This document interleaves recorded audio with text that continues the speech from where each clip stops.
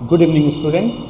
आज हम class 11th की पहली क्लास स्टार्ट करने जा रहे हैं, जिस पे हम लोग चैप्टर 1 स्टार्ट करने जा रहे हैं। जैसा कि आप बोर्ड पे देख सकते हैं कि हम पढ़ने जा रहे हैं इंट्रोडक्शन क्लास। आज स्टार्ट करते हैं क्लास 11th की, जिसमें हम टॉपिक पे बात करेंगे some basic concept of chemistry. ये क्लास 11 का पहला चैप्टर है। जैसा कि कल की क्लास में मैंने आपको सारे कंटेंट का एक ओवरव्यू दिया था कि क्लास 11th में केमिस्ट्री के कितने बेसिक पार्ट हैं, physical chemistry, inorganic chemistry, organic chemistry, branches आपको बताए थे।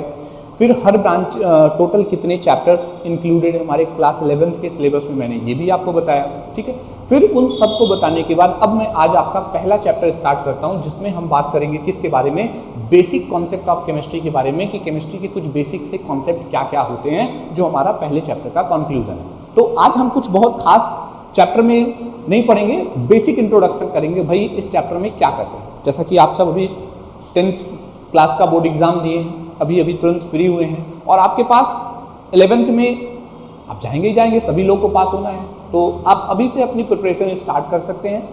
लाइट मोड में भी धीरे धीरे पढ़ते रहेंगे तो आपका कंटेंट ईजिली तैयार होता चला जाएगा, जो आगे चल के आपके लिए बहुत ही बेनिफिशियल होने वाला है। जब आप 12th के बाद किसी भी जेई नीट वगैरह की प्रिपरेशन करेंगे तो उनमें ये सारी चीज़ें आती हैं। साथ में आप सीएचएस वगैरह का अगर एग्जाम देते हैं तो उसमें भी 11th के कुछ चैप्टर से कंटेंट पूछे जाते हैं, तो उसके लिए भी आपका ये बेनिफिशियल होगा। इसलिए आपको ज़रूर ये क्लास अटेंड करनी चाहिए और पढ़नी चाहिए क्या होता है। तो मैं शुभम सिंह प्रतिभा क्लासेस से बोल रहा हूँ, और ये आपकी पहले क्लास, आज क्लास का पहला चैप्टर हम लोग स्टार्ट करते हैं। तो सबसे पहले अगर मैं बात करता हूँ इस चैप्टर के बारे में, तो पहला कंटेंट ही आता है कि सर व्हाट इज केमिस्ट्री। हम आपसे क्वेश्चन करते हैं व्हाट इज केमिस्ट्री। केमिस्ट्री कहते किसे हैं सर, क्या होती है केमिस्ट्री। अभी तक आपने क्लास 10th तक केमिस्ट्री पढ़ी हुई है, तो अगर आप जानते हैं व्हाट इज केमिस्ट्री तो कमेंट बॉक्स में जरूर लिख के बताइएगा कि व्हाट इज केमिस्ट्री, केमिस्ट्री किसे कहते हैं। ठीक है, अब देखिए सबसे पहले आप बात करते हैं कि हमारे पास क्या होता है कि पूरे, अगर मैं यूनिवर्स की बात करता हूं, थोड़ा सा इंट्रोडक्शन करते हैं। अगर मैं टोटल यूनिवर्स की बात करूं तो यूनिवर्स जो होता है, अपना जो यूनिवर्स होता है बच्चा, वो दो चीजों से मिलकर बना होता है। कौन कौन सी चीजें यूनिवर्स को बनाती हैं भाई। पहले कंटेंट को बोलते हैं मैटर, पहले को क्या बोलते हैं भाई, मैटर बोलते हैं, और सेकेंड कंटेंट को बोलते हैं हम लोग एनर्जी कहते हैं। तो हमारे यूनिवर्स का दो मेजर पोर्शन होता है, एक को मैटर बोलते हैं और दूसरे को क्या बोलते हैं, एनर्जी बोलते हैं। अगर मैं कहूं कि सर मैटर किसे कहते हैं, आप सब जानते हैं कोई भी ऐसी चीज जिसको छू सकते हो, जिसे तुम देख सकते हो, टच कर रहे हो, जिसका कुछ अपना वेट होता हो, वो सब मैटर की कैटेगरी के अंदर आते हैं। और एनर्जी, एनर्जी वो फोर्स होता है जो, अब देखो अगर थोड़ा सा इसको मैं क्लासिफाई करूं तब मैं आपको एनर्जी के बारे में बताता हूं। पहले मैं थोड़ा सा इसका क्लासिफिकेशन आपको देता हूं कि अगर मैं मैटर को क्लासिफाई करता हूं तो पहले तो आपने इसके बेसिक से चीजें पढ़ी होगी कि सर मैटर या तो सॉलिड स्टेट में एग्जिस्ट कर सकता है, या फिर लिक्विड स्टेट में एग्जिस्ट कर सकता है, या फिर गैस स्टेट में एग्जिस्ट कर सकता है। मैटर के ये तीन बेसिक से फॉर्म होते हैं। अभी यहां मैं आपको कोई केमिस्ट्री नहीं बता रहा हूं, परेशान नहीं होइएगा, ये सारी बातें तो मैं वो बता रहा हूं जो आपको पहले से पता है। मैटर में सॉलिड पढ़ा होगा, लिक्विड पढ़ा है, गैसेस पढ़े हैं, तो ये सारी चीजें तो आपने पहले से पढ़ के रखी है। तो इसमें कुछ मैं ऐसा नहीं बता रहा हूं जो आप जानते नहीं है कि सॉलिड क्या होता है, लिक्विड क्या होता है, या गैसेस क्या होते हैं। ठीक है, ये लगभग सबको पता होंगे। अब ऐसे ही अगर मैं एनर्जी की बात, अब देखो जब ये सॉलिड लिक्विड गैस की बात करते हैं तो मैं थोड़ी सी आपसे एक सिस्टम में बताऊं कि सॉलिड क्या होता है, या लिक्विड क्या होता है, या गैस क्या होता है। ये छोटे छोटे पार्टिकल से मिलकर बने होते हैं, जिन पार्टिकल्स को आप एटम कहते हो। क्या बोलते हो, एटम कहते हैं। कि यानी जब एटम कैसे समझिए कि अगर मान लीजिए आपके पास एक कंटेनर है, और इस कंटेनर के अंदर एक कंटेनर हम लोग ले लेते हैं, और इसमें छोटे छोटे, हम आपको एक चीज दिखा देते हैं, एक चीज दिखा देते हैं तुरंत। अगर मैं ये बोलूं कि एटम, एटम की अगर मैं बात करता हूं तो एटम क्या होता है, ये बात हमको सिंपल से समझनी है कि एटम किसे कहते हैं। तो देखिएगा, अगर मैं एटम की बात करूं तो एटम के अंदर छोटे छोटे पार्टिकल जिसे कहते हैं, एक को इलेक्ट्रॉन कहते हैं, प्रोटॉन कहते हैं और न्यूट्रॉन कहते हैं। ये बेसिक से एटम के पार्ट में बोले जाते हैं। क्लास 10th के स्टैंडर्ड में जब आपने पढ़ा था तो ऐसे में बता रहा हूं कि ये एटम हुआ, तो एटम आपस में एक दूसरे के बहुत करीब करीब हो सकते हैं, एटम थोड़े दूर दूर हो सकते हैं, एटम बहुत दूर दूर हो सकते हैं। अब अगर ये बात की जाए तो ये सॉलिड हो जाता है, थोड़े से करीब अगर इनको लिया जाए तो ये लिक्विड हो जाता है, और जब ये बहुत दूर दूर आपस में हो जाते हैं जिनसे कोई लेना देना ही नहीं रहता है तो हम इन्हीं को क्या बोल देते हैं, गैस कह देते हैं। यानी बेसिकली सॉलिड लिक्विड गैस, जो भी मैंने आपको बताया कि मैटर के 3 स्टेट हैं, सॉलिड लिक्विड ये गैस, ये कुछ होते नहीं है, ये सिर्फ एटम के स्पेस की बात की जा रही है। अगर ये एटम बहुत करीब है, एक दूसरे से अटैच हैं, तो आप सॉलिड बोलोगे। अगर ये थोड़े दूर दूर जा रहे हैं, थोड़ी सी डिस्टेंस ज्यादा हो रही है तो लिक्विड बोलते हैं, और जब ये बहुत ज्यादा दूर होने लगते हैं तो क्या बोलते हैं, गैस बोलते हैं। तो अब पहले तो दिमाग से निकल जाना चाहिए सर सॉलिड क्या, लिक्विड क्या, गैस कुछ नहीं है, एटम का अरेंजमेंट है। अगर चीजें बहुत करीब हैं, जैसे आप एक बेंच पे 5-6 लोग एक साथ ठूस ठूस के बैठे होते, एक दूसरे के बहुत करीब आ गए हो, तो वो सॉलिड के जैसे बिहेव करने लगते हैं मॉलिक्यूल। थोड़े से दूर चले गए तो लिक्विड हो गए, और दूर चले गए तो गैस हो गए। अब ध्यान से सुनिए, फिर आपने 10th में पढ़ा था सॉलिड रिजिड होते हैं, वो हार्ड होते हैं। क्यों होते हैं, अब समझिए। जब पार्टिकल एक दूसरे के बहुत करीब होगा तो इनके बीच में अट्रैक्टिव फोर्स बहुत ज्यादा लगेगा, मतलब ये पार्टिकल एक दूसरे को बहुत स्ट्रांगली अट्रैक्ट करेंगे। जब बहुत स्ट्रांग अट्रैक्ट करेंगे तो इनको तोड़ने के लिए बहुत ज्यादा ताकत लगेगी, एनर्जी लगेगी, और जब एनर्जी बहुत ज्यादा लगेगी तो आप इसे बोल देते हो कि ये हार्ड होता है कि जल्दी टूटेगा नहीं। ऐसा नहीं, कब तोड़ नहीं सकते। जितनी बाइंडिंग फोर्स से ये एटम जुड़े हुए हैं, अगर मैं इन्हें उससे ज्यादा ताकत दूंगा तो ये टूट जाएंगे। जैसे एक सिंपल सा एग्जांपल लेते हैं कार्बन डाइऑक्साइड का। आप सब कार्बन डाइऑक्साइड को जानते होंगे, जो रेस्पिरेशन प्रोसेस के थ्रू हमारी बॉडी से कार्बन डाइऑक्साइड निकलता है बाहर। कौन से फेज में निकलता है, गैस में निकलता है। आजकल शादी विवाह में देखा होगा कि धुआं माहौल क्रिएट करने के लिए क्या करते क्या है, एक बर्तन लेते हैं, इसके अंदर थोड़ा सा हॉट वाटर रखा है, और जैसे ही सॉलिड CO2 डालते हैं और इसको टेम्परेचर मिलता है, ये तुरंत सॉलिड से किस में बदल जाता है, गैस में, और तुरंत एकदम धुआं बन के, चूंकि डेंसिटी ज्यादा होती है तो एकदम जैसे लगता है बादल के जैसा दिखाई देता है, पूरा घना होता है। लेकिन जैसे जैसे ये दूर जाते हैं, डेंसिटी कम होने लगती है, तो ये पूरी तरीके से गैस बन जाता है और फिर हमको दिखाई नहीं देता है। तो आपने यहीं पे लाइव देखा कि CO2 सॉलिड में बदल गया था, और वही CO2 गैस भी होता है। तो कंपाउंड तो एक ही है ना, केवल पार्टिकल के पास आने या दूर जाने का नजरिया चेंज हो गया। अगर पार्टिकल पास पास हैं तो आप सॉलिड बोलोगे, अगर पार्टिकल दूर चला गया तो लिक्विड बोलोगे, बहुत दूर चला गया गैस बोलोगे। अब ये पास या दूर क्यों आते हैं, ये बात डिसाइड करता है कि इनके बीच में अट्रैक्शन कितना लग रहा है। इसी अट्रैक्टिव फोर्स को जो मैंने यहां पर बोला था, सेकेंड पार्ट होता है एनर्जी का, यही एनर्जी है जो पार्टिकल को पास लाती है या दूर ले जाती है। अगर एनर्जी ज्यादा होगी तो वो पार्टिकल उसके पास आएंगे, अगर एनर्जी कम होगी तो पार्टिकल दूर जाएंगे। फॉर एग्जाम्पल, जैसे हम आपको पढ़ा रहे हैं, अगर मैं अच्छा पढ़ा रहा हूँ, अगर मैं आपको बाइंड कर पा रहा हूं, अगर आपको मेरी बात समझ में आ रही होगी तो आप क्लास पढ़ रहे होगे, सुन रहे होगे, और कोई आया उसे अच्छा नहीं लगा, वो नहीं पढ़ा, इसका मतलब मेरे और उसके बीच की बॉन्डिंग कमजोर हुई, अट्रैक्शन कम हुआ, वो पार्टिकल मुझसे दूर चला गया, निकल गया। तो कहने का सेंस सिंपल सा है, एनर्जी वो फोर्स, बाइंडिंग फोर्स है जो इन एटमों को बांध के रखता है, जोड़ के रखता है। किनको, एटम्स को। और जब एटम करीब हो गए तो सॉलिड बन गया, एटम थोड़े दूर हो गए तो लिक्विड बन गया, एटम और दूर हो गए तो गैस बन गया। तो सॉलिड लिक्विड गैस का कोई इशू नहीं। ऐसे ही एनर्जी का भी फैक्टर समझ में आ गया कि एनर्जी क्या होता है। हमें इस चैप्टर में बस मैटर पे काम करना है। अभी हम मैटर का आगे क्लासिफिकेशन बताते हैं आपको। तो इतनी बात समझ गए कि मैटर क्या हो। पूरा यूनिवर्स दो चीजों से बना है, एनर्जी और मैटर से। मैटर क्या होते हैं, मैटर एटम से मिलकर बने होते हैं। एटम बहुत पास होते हैं तो सॉलिड कहते हैं, थोड़े दूर जाते हैं लिक्विड कहते हैं, बहुत दूर जाते हैं तो गैस बोल देते हैं। ये पास या दूर क्यों जाते हैं, ये बात डिसाइड करती है कि उनके बीच में अट्रैक्शन ज्यादा लग रहा है, कम लग रहा है। अट्रैक्शन कब लगता है, ज्यादा लगता है, कम लगता है, सब हम बाद में सीखेंगे। हमारे चैप्टर में है केमिकल बॉन्डिंग पढ़ेंगे तो आपको बताएंगे कैसे अट्रैक्शन कब बढ़ता है, कब घटता है, क्या होता है। फिलहाल अभी के लिए सिर्फ इतने पे होल्ड करते हैं। अब आगे बढ़ते हैं। अब एक बात समझिएगा, अगर मैं जब इतना जान गया कि सॉलिड का क्या केस चल रहा है, तो सॉलिड में दो चीजें होती है। एक आपने वर्ड सुना होगा प्योर कंपोनेंट होता है, और एक वर्ड सुना होगा मिक्सचर होता है। सर प्योर और मिक्सचर में क्या डिफरेंस होता है, ये बात समझिएगा। प्योर और मिक्सचर में क्या डिफरेंस होता है। अगर किसी भी चीज के अंदर सिर्फ एक ही प्रॉपर्टी बियर करने वाला चीज प्रेजेंट है, सिर्फ एक ही प्रॉपर्टी बियर करने वाला प्रेजेंट है, तो हम उसे क्या कहेंगे, प्योर कहेंगे। लेकिन अगर उसके अंदर अलग अलग प्रॉपर्टी बियर करने वाला प्रेजेंट है तो उसे मिक्सचर बोलेंगे। एग्जांपल से समझते हैं। जैसे आप हमारी यही क्लास हमारे एप्लीकेशन पे पढ़ रहे हो, तो आप हमारे एप्लीकेशन पे तब आओगे, उसे तब डाउनलोड करोगे जब आपको इसकी जरूरत होगी, यानी आप क्लास 11th के स्टूडेंट होगे और आपको इस कंटेंट की जरूरत होगी, तब आप एप्लीकेशन डाउनलोड करोगे और तब आप पढ़ोगे। तो आप तो बन गए प्योर कंपोनेंट, क्योंकि एक ही जैसी बिहेवियर वाले बंदे प्रेजेंट हैं।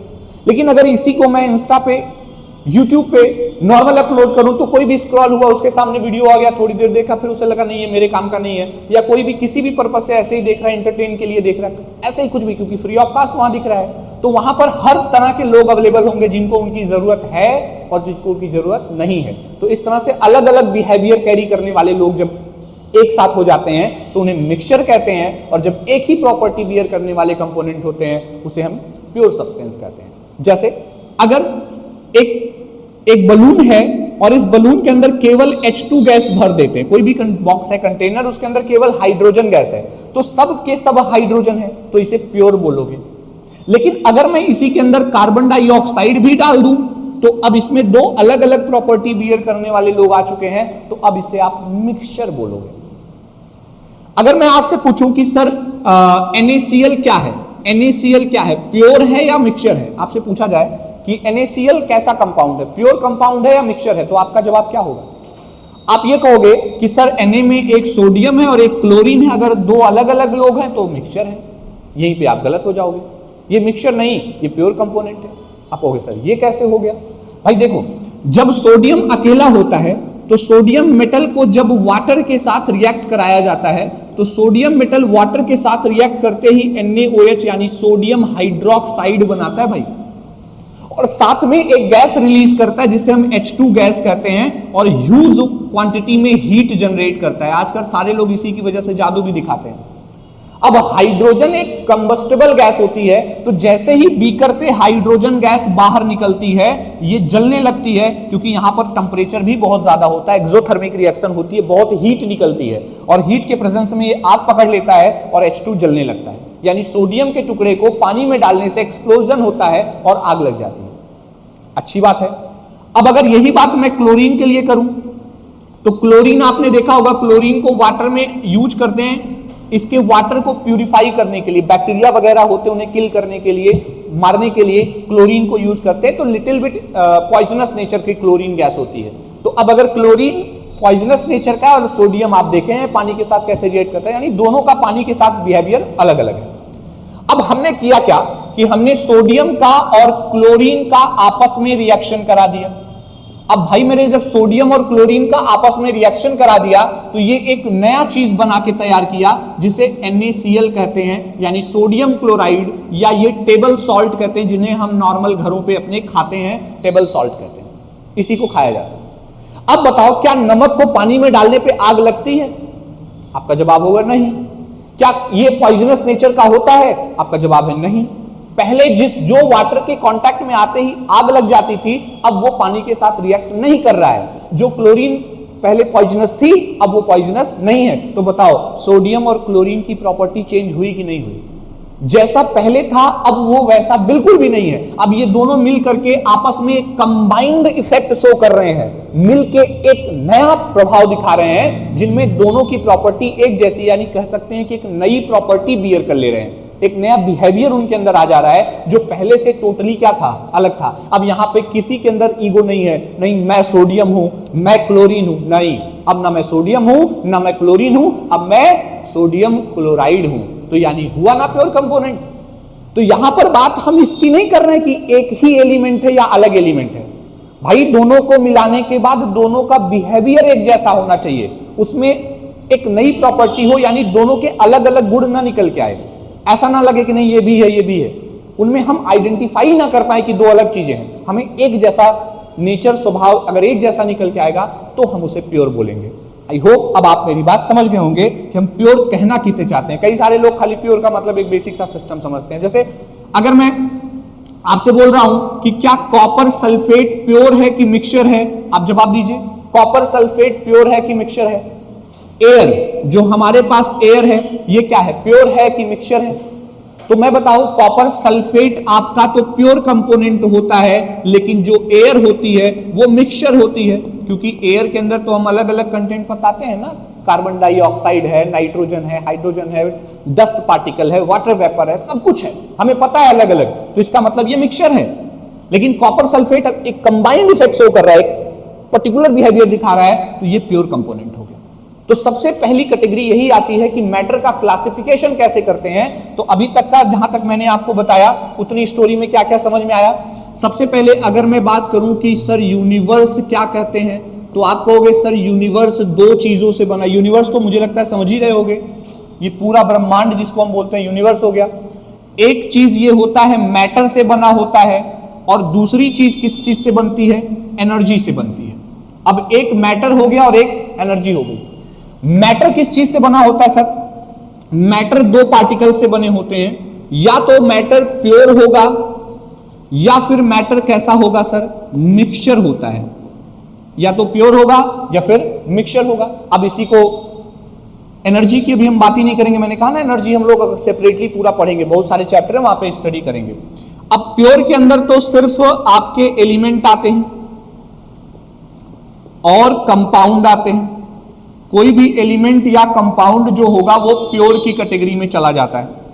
अगर मैं मिक्सचर की बात कर रहा हूं तो मिक्सचर में दो अलग अलग चीजों को आप मिलाते हैं, जैसे NaCl का वाटर के साथ। अब जैसे मैं एग्जांपल में बोलूं कि NaCl को वाटर के साथ मिक्स करोगे तो क्या होगा सर, ये इसे ब्राइन कहते हैं। केमिस्ट्री की लैंग्वेज में क्या बोला जाता है, जिसे आप घर पे नमक पानी बोलते हैं उसे हम क्या बोलते हैं, ब्राइन बोलते हैं।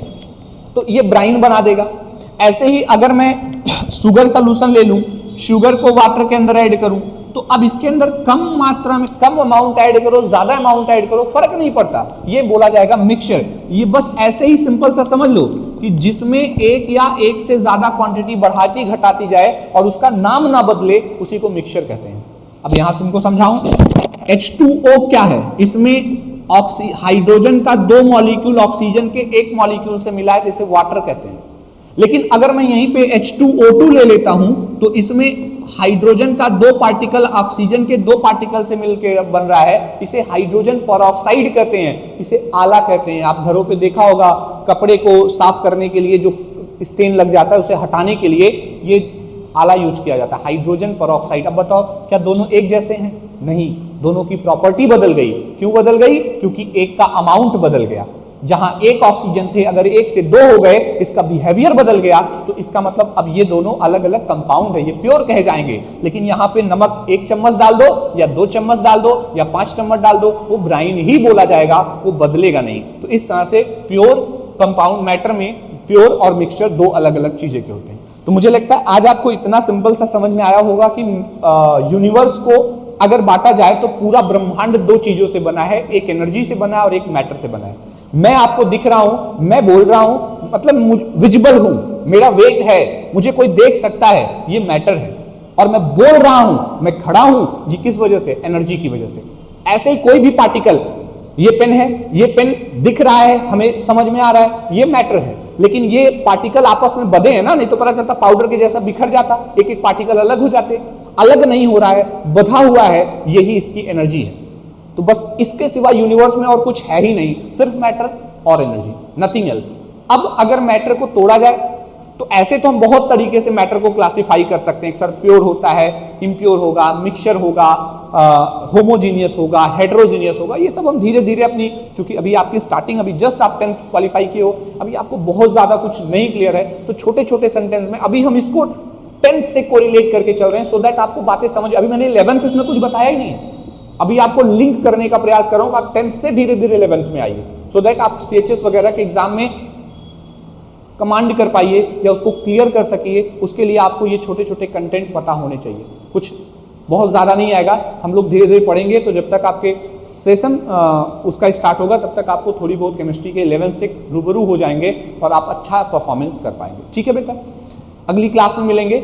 इतनी कंटेंट जितना हमने देखा, छोटा सा आप वीडियो अच्छे से देखिएगा, इसका नोट भी आपको मिल जाएगा। हाँ, एक बात ध्यान रखिएगा, अगर आप ऐप के थ्रू पढ़ रहे होंगे तो आपको उस वीडियो के नीचे आपको इसका नोट्स भी मिल जाएगा। लेकिन अगर आप YouTube पे देख रहे होंगे तो आपको सिर्फ वीडियो मिल पाएगी, क्योंकि वहां पे हम नोट्स अवेलेबल नहीं करा पाएंगे। तो क्लासेस एकदम फ्री हैं, कोई चार्जेस नहीं है। आप ऐप डाउनलोड कर लीजिए और आपको इस कंटेंट के नोट भी साथ में मिलते जाएंगे, सो दैट आपको जो कंटेंट पढ़ाए जाएंगे उनके नोट्स भी पीछे मिलेंगे, तो पढ़ने में ज़्यादा अच्छा लगेगा और आप अपनी सेल्फ मेड नोट भी बनाते चल सकते हैं। ठीक है, आज के लिए बस इतना ही। Thank you, tata, bye bye, मिलते हैं अगली वीडियो में। Thank you.